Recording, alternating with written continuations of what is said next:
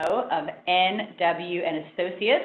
With a background spanning the military, nonprofits, and for-profits, Nathan's career has been defined by service to the greater good. I don't have this bullet on my script, but I am delighted that I get to call Nathan one of my friends, and he is one of the most energetic people I have ever met. I know this because I have done a podcast with him before 6:30 in the morning. So Nathan, we are really glad you're here. Thanks for joining us today. I just unmuted myself. Yes, I one up on you, Kara. Thanks for having me. Happy to be here. And thank you to all the sponsors and you participants out there listening. I appreciate you making this moment, having me part of your morning today. Well, we are delighted to have you. You do this to a lot of people. So how does it feel to be the person being interviewed? It feels very weird. I'm not used to it.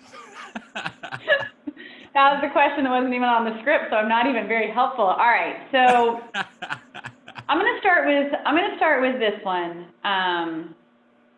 because it's a great question, and actually it'll probably lead us into a little bit about you. So it would be great if you could tell us a little bit about your background, and then with that, have you always known you'd be doing something related to storytelling and education? So give us your background and then tie that back in. Oh man, education, man, was my nemesis. So no, what I first saw myself doing was being in the Marine Corps for 20 plus years. During that time, I'll date myself here, it was the Reebok. Reebok. I think it was Reebok. Life is hard, So I was like, life is hard. So why not go into the hardest branch of the service? So my goal was never to be in education or to be a storyteller. I went into the Marine Corps 5 days after I graduated from high school. I got out, not wanting to be micromanaged. Go figure. I'm an entrepreneur, so I like dancing. Because we got to dance both in good and bad times. So I like to dance to the beat of my own drum. And so in doing so, I learned throughout the years of when I thought that, let's just say through some difficult times, I wasn't cut out for the civilian life and I was going to go back into the Marine Corps. Life did a couple of tumbles on me to where I went to school. And during school, I founded my nonprofit organization to where I wanted to give back to the community. And from there, it just kind of spiraled into what I'm doing today, just giving back, but in my own way. And I couldn't do it fully what I wanted to as a nonprofit. But throughout just the journey, I've got into education and storytelling just because it's part of who I am. And so that's why I'm here today. Well, thank you for your service. I love that. And you aged me too, because I remember that commercial. So thank you for that this morning. It's all right. We're good. We're good with where we are. So you have described yourself as a social entrepreneur. So you just talked about your entrepreneurship journey. Coming out of the military, that was not quite where the entrepreneur in you was thriving. So in your opinion, what constitutes a social entrepreneur? I believe for a social entrepreneur, this is an individual that wants to change the fabric and the landscape of community. And so when I say a community, I'm not just talking about a geographic community, but a community that has some issues by the structures, even the systematic structures need to be changed. And it's just not about intention, it's also about impact, to where by the time you're done touching whatever that community is, you have made a significant difference, and it does not look, feel, or operate in the way that you left it. So the changes of a social entrepreneur are seeing things as you have created an infrastructure and processes to where when you walk away and when people haven't been engaged in it, they're going to say, oh, wow, I didn't know, and I'm glad I could help. And let me just say, just to keep it simple, you left the door open for others to come in behind you and continue the differences that need to be made. I love that, leaving the door open, but also the process and the approach is really important. So one of your latest projects is the launch of a website to highlight diverse business owners in the community. What was your inspiration for that? I mean, because it definitely, in my opinion, is the definition of social entrepreneurship. You know, when I got out of the Marine Corps, I thought I was going to be a cop and really a state trooper. And when I was in the Corps, I did a lot of that stuff, which matured me and grew me up faster than per se what I wanted to. And I didn't want to work weekends anymore. I was tired of working nights. I didn't want to work holidays.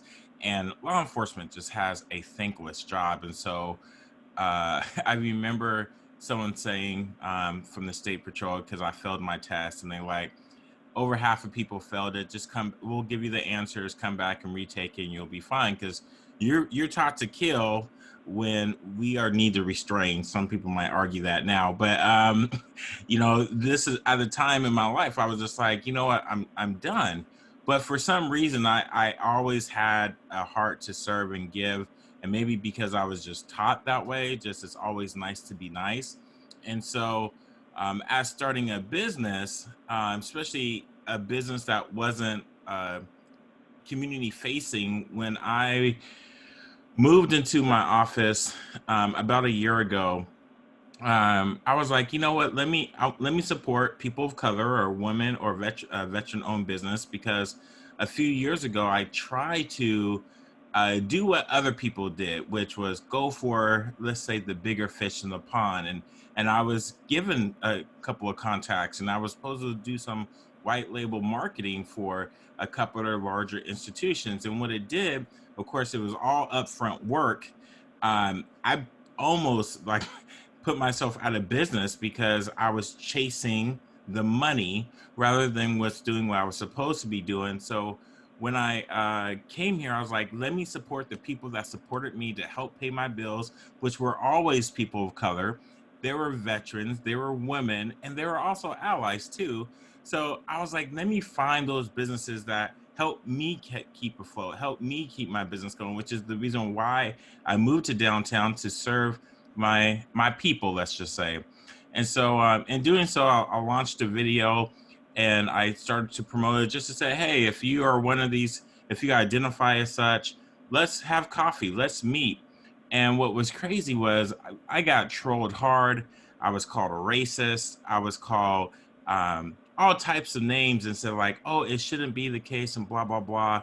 And then we met, and I was just meeting. I didn't think no big deal about it. But when we met, I was just like, wow, there are like 15 people in the room, and in these 15 people in the room, it went.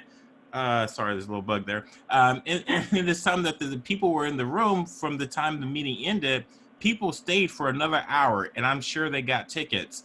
And I was so amazed by the need for us to need to communicate, and the need to build camaraderie that is not being done, at least in Vancouver. And I can't say for sure for in Portland, but then people were encouraging me. They said, Nathan, like, you need to do more. I'm like, seriously, you think there's a need for this?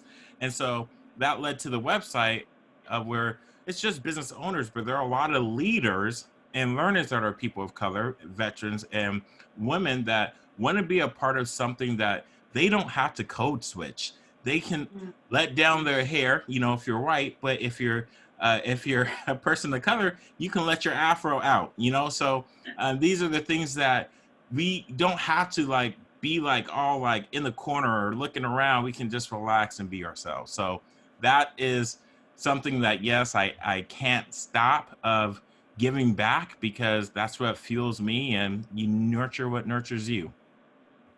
I love that, but like what I liked about that whole story, is there is so much inclusivity that is a part of it, right? It's not just people of color, it's not just veterans, it's not just women, it's all of the historically excluded folks in a room that can say, hey, I get to show up as myself in this community, but then you're also talking to community members who are probably more historically included, and you're like, this is not against you, this is just for the betterment of our community, like this is what you do for community. And I think that you lead by such example there,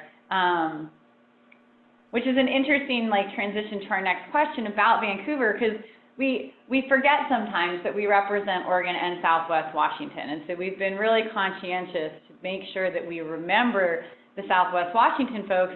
And it's different because we can't help as much with the advocacy or the policy. It's a different state, but you are an incredibly vibrant part of our ecosystem. So on your podcast, you've helped to highlight a number of interesting people in the Vancouver, Washington area. And so here's a little breaking down of stereotypes. What do you think people from Portland, on this side of the bridge, get wrong about the community in Vancouver?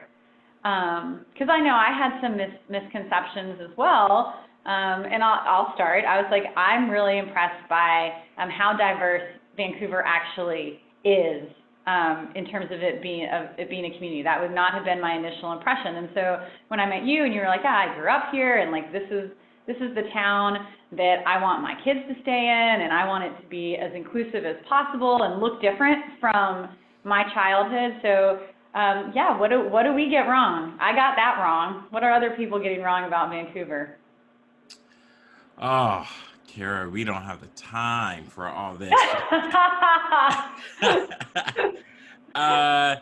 So what Portlanders get wrong is that we desperately have an identity crisis of wanting to be our own vibrant, say, metropolitan without putting in the work and investing in our people. So I would say one of the main things we get wrong is we say we have this vibrant community of businesses and all this stuff, but majority of them are imported. We don't do a great job developing our talent and our businesses that are people like me, born and raised. And that's one of the frustration why I built Connected is not needing to go into Portland to get resources, which is another problem, and where I'm doing my best to help mitigate that is we don't have a startup community. So when it comes to any vibrant, healthy metropolitan area, you do have a startup community that feeds into the small business and small business into larger corporations. Here in Vancouver, if somebody wanted to start a business, you have to make an appointment with SCORE, and SCORE is might kind of give you some sound advice, kind of, and then to SBA, and then SBA is going to tell you to go get a loan, but you have to talk to folks, all the different institutions and entities in Portland, which is, TAO if you want to do tech. We don't have that here in Vancouver. Yeah. No, you don't. You have Vantechie, and then there's this opportunity to be included in the larger community that's Portland Metro in a way that recognizes the difference, and that not everyone wants to live on this side of the river. I personally think Vancouver is awesome. I love coming up there. All right, so we've talked about you personally between a nonprofit and for-profit, and you kind of have both. So the line between nonprofits and certain for-profits with social mission is becoming increasingly blurred, or at least it is being talked about in a way that seems to be some blurring. I am optimistic that we will see more for-profit organizations being socially motivated. Do you think that there are clearly defined roles for nonprofits and for-profits in supporting their community? Woo, it's a loaded question. It's another loaded question, right? And no, it's not clearly defined. I think when it comes to a nonprofit, it is your sole purpose. It's written in the bylaws of your entity that you have to do X, Y, Z which is this service that has to be for a nonprofit, non-gain, non-commercialized, non-monetized way. Not to say that you can't get sponsors, you can't go out and get donations, but if it was a company to say we were going to do this, they can pivot because it's not part of their infrastructure, unless it's a true service that is monetizable, and that's what they do, and they continue to build that in. And there are can't think of the word, but I'm just gonna say watchdogs, but that's not the right word I want to use, to keep monitor that, no matter what, they are always, like, they put a ribbon on top of their website. They make $1 million and they said they're going to give 20% to this charity, and no matter how much they make, even if they don't break even, they're still giving that amount to charity. You don't I haven't seen it. Maybe not to say that they're not doing it, but I think that's where businesses like to talk about the work, but you don't see, at least for me, I speak for myself, I don't see the work continually being done to where there is systemic changes that are taking place in our community, to where homelessness is going to go down, mental illnesses are being mitigated. I mean, we're not ever going to solve these problems, but when do we stop seeing the exacerbation uh, of children being left out in the cold, not being fed, not having technology in schools? That is a direct result of the um, homelessness population. Even if they're not homeless, technically homeless living on the street, are they able to do their homework because they don't have internet? That's all part of that conversation. So, I mean, I could go on and on about that, but when it comes to the clear, defined roles, no, people like to feel good about doing stuff, rather than, doesn't matter if they get their picture taken or not, or they can highlight it. That doesn't happen. I don't see that. I like that you said that. I don't know if you're following the news that is not COVID related, but the four big tech leaders are being talked to in Congress today because of Yes. how much money they have all made during this global health crisis. And then in conjunction, it's anyone that has like a lot of wealth from the tech sector. So Jeff Bezos' ex-wife donated $1.7 billion yesterday to climate change, nonprofit, social justice, and one other. And I love what you said, because you're like, it can't just be about the headline. And it's like, yeah, that's an amazing headline. But her wealth over the last quarter has increased by like multiple billions of dollars. So should that be invested in different types of organizations that address systemic change, and should it be more? So I think that I am with you. There is some line blurring, but I think our nonprofits are still bearing the brunt of that work, and our for-profits have a ways to go with that social orientation. Okay, so this is what happens when Nathan and I get on the phone together. Our conversations go just like this, and I'm supposed to be asking him questions. So let's do this one about your podcast. So you put yourself out there on a very regular basis. You do an awesome job. I've had the pleasure of being interviewed twice, and a lot of what we've talked about is very similar to what we're talking about now, social justice and the involvement of the corporate community in that. So what's something that your podcast listeners might be surprised to know about you, Nathan Webster? That's a great question. So, as a kid, I would go up to OHSU probably. Um, I felt it was like maybe once a week, but maybe it was twice a month, because I have a speech impediment. I have a difficult time saying my R's and W's, so I really have to pronunciate. And go figure, my last name has both of that. So I have to really work hard to pronunciate certain things and slow down. So sometimes I even teach with gum in my mouth to continue to practice enunciation. And sometimes people say, I don't hear it. But other people will tell you, when I get tired, it comes out and I slur my words. That is That is actually a really fun fact, particularly considering that you use your voice so much for your job. And it's okay. When I get tired, I slur my words too, but that's just because I'm from the South. All right, I got 2 more questions for you. So we haven't really touched on this, but you also, I mean, we talked a little bit about the fact that you have some experience in education, but you're a business instructor, correct? Correct. And so you have some firsthand insight into the next generation of business leaders.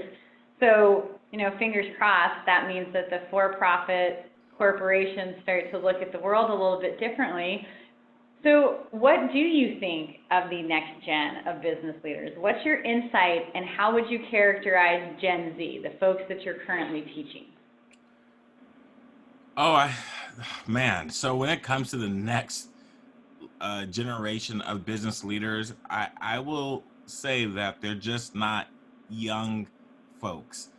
You have a group of older people that are changing careers because their last career just said it's done, and they're hungry. They're hungry. When it comes to Gen Z, I would say they're skeptical because they've been given a lot, but not knowing what it took for that privilege in order for their parents to do all that has been given to them. And they don't know how it works.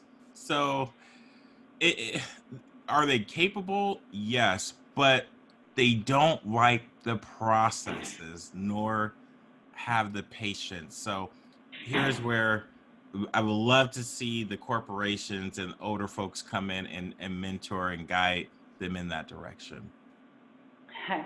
The patience, I think, is one of the things that dates me, because I remember encyclopedias and having to go to the library to like look things up, and if the book wasn't there, you maybe would have to go back. And now it's like, wait, you did what? It wasn't just on your phone. I'm like, I know, it sounds crazy that we actually had to like be patient with things. All right, we're getting near the end of our time here. Before we do, I'm going to throw a bonus question out there for you. Folks that are listening, and then we record this, and this will be on our YouTube page. What can people that are listening today do to support the diversely owned businesses in Vancouver, whether that's POC, veterans, women, all of the above? What's our action item to support the community and what you're doing through your connected website? Whew. Oh man. I would love for folks out there that have the means to do so to sponsor. Uh, $5 can go a long way. I'm not. I ain't too proud to beg. No, I'm not going to beg. Financially, but if you don't have the means to financially support us, then, or anyone, I would say actually direct message or give a business a phone call and ask them directly how can they support, because sometimes it's not just about money. It could be about fulfilling orders. It could be about they don't have maybe the raw goods at a price because for bulk. Maybe they just need a connection to get into a co-packer.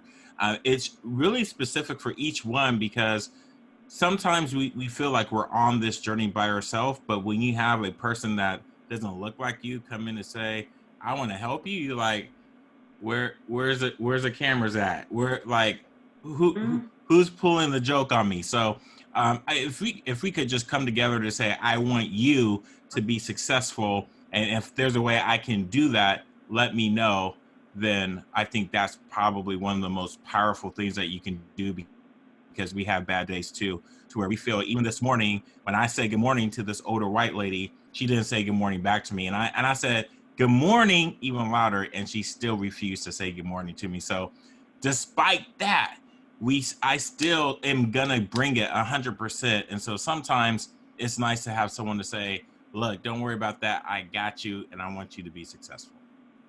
I got you, and I want you to be successful. Oh, yes. See? What I'm hearing there is like, it's that trust building. Like, keep calling and fulfilling orders. Like, never even thought about that. Or I've had too many orders and I don't have the ability to scale. And like, how can you connect me to a packer? So those are really good answers. And just keep Keep putting yourself out there. That's what you do, right? All right, so here's our last question. And you may have had a lot more experience in this given your podcasting work, but what's the funniest virtual conferencing mishap you've seen in recent weeks or ever that's been with your team, your family, your broader network? I mean, you can make fun of me and say it was me going through the whole first part of my script on mute today, like that happens, but what's the funniest thing that's happened to you or that you've seen? I'll make fun of myself. Like I try not to keep my computer plugged in, and so I can hold on to the battery because I'm a nerd at heart too. And so during my webinar, I do a monthly webinar. My computer died, and and I'm like, oh my gosh, I forgot to plug it in, and so I had some people call me like, are you okay? Is everything Are you okay? okay? I'm just like, yeah, I'm okay. Hold on. And then I have to wait. I gotta plug it in, wait for it to charge, and open it back up. I lost some folks, but yeah, that was I my. like that people asked if you were okay. Like that, I think I would have been the same way. I would have been like, oh my God, is everything okay where you are? Like, what just happened? Yeah, it was. Nathan, this is fun. We appreciate you. Thank you so much. Keep bringing 110%. And it is a delight to have you as part of our community. And Vancouver is very lucky to have you up there building out a stronger sense of community that is as inclusive as you will make it, because I know you can. Thank Oh, you. yeah, it's like a virtual hug. All right, we hope you have a good day. We hope everybody out there has a good day. This is the end of our resiliency series for the near term, but stay tuned. We'll get a few more scheduled. And Nathan, thanks for taking us home strong. All right, y'all take care. Bye.